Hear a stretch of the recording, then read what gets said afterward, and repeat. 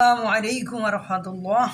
Israel Syria হতে সৈন্য প্রত্যাহার করতে অস্বীকৃতি জানিয়েছে। মার্কিন নেতারা সতর্ক করে দিয়েছে ইসরায়েলকে। অপরদিকে ইসরায়েল দম্ভ করে ঘোষণা করেছে যে তাদের সামরিক বাহিনী সিরিয়ায় থাকবে, মানে ওরা সিরিয়া থেকে তাদের সামরিক বাহিনীকে কোনোভাবে সরাবে না। সিরিয়ায় ইসরায়েলের সামরিক আগ্রাসনের বিরুদ্ধে বিশ্বব্যাপী নিন্দা ঝড় উঠেছে। বিশ্বের বিভিন্ন দেশ এটাকে নিন্দা জানাচ্ছে এবং এটা নিয়ে তুমুল আলোচনা সমালোচনা হচ্ছে। ফ্রান্সও, মানে মার্কিন যুক্তরাষ্ট্রের বন্ধু ফ্রান্সও ইসরায়েলকে সেনা প্রত্যাহার করার আহ্বান জানিয়েছে। জাতিসংঘ ও আরব দেশগুলো অবৈধ দখলদারিত্বের জন্য ইসরায়েলকে নিন্দা জানিয়েছে। যে আরব যে দেশগুলো আছে এরাও কী করছে, যে ইসরায়েলকে বিভিন্নভাবে নিন্দা জানাচ্ছে যে তোমরা দখলদারিত্ব করছো, তোমরা অবৈধভাবে আরেকটা দেশের উপর আধিপত্য বিস্তার করতে যাচ্ছ, সেই দেশকে দখল করে নিতে যাচ্ছ, এটা কিন্তু ঠিক নয় এরকম।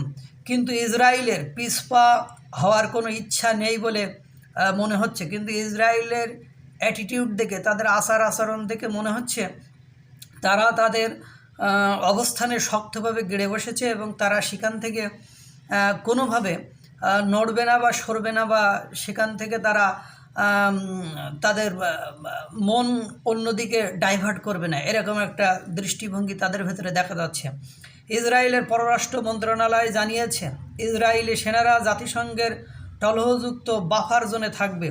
বাফার জোনটি 1974 সালে সিরিয়ার সাথে একটি বিচ্ছিন্নতা চুক্তির অধীনে প্রতিষ্ঠিত হয়েছিল। ইসরায়েলি নীতি নির্ধারকেরা বলেছেন জাতীয় নিরাপত্তার জন্য ইসরায়েলের পদক্ষেপ খুবই জরুরি। ইসরায়েল তার নাগরিকদের ক্রমবর্ধমান নিরাপত্তা হুমকি হতে রক্ষা করার জন্য পদক্ষেপ অব্যাহত রাখার প্রতিশ্রুতি দিয়েছে। অপরদিকে সিরিয়ার জোলানি তার সিরিয়ার দেশের নাগরিক এবং দেশের নিরাপত্তার জন্য যে কোনো পদক্ষেপ করতে এবং বিদ্রোহ ঘোষণা করতে সে প্রস্তুত আছে। মার্কিন প্রতিরক্ষা মন্ত্রী সিরিয়া নিয়ে বলেন যে সিরিয়ায় যা ঘটছে সে সম্পর্কে যুক্তরাষ্ট্র ও ইসরায়েলের মধ্যে ঘনিষ্ঠ যোগাযোগ রাখা খুবই গুরুত্বপূর্ণ।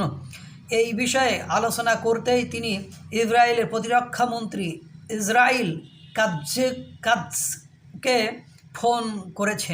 কিন্তু ইসরায়েল এখনও তাদের অবস্থানে অনড়, তারা সেখান থেকে সরতে চাচ্ছে না এবং যারা সিরিয়ায় বিদ্রোহী গ্রুপ মানে বাশার আল আসাদকে হটিয়েছে তারাও তাদের অবস্থানে শক্ত এবং আরব দেশগুলো সিরিয়াকে সমর্থন যোগাচ্ছে। জাতিসংঘ নিন্দা জানাচ্ছে। দেখা যাক পরিবেশ পরিস্থিতি কোন দিকে যায়। আল্লাহ তাআলা সকলকে ভালো রাখুক, সুস্থ রাখুক। আসসালামু আলাইকুম রহমতুল্লাহ।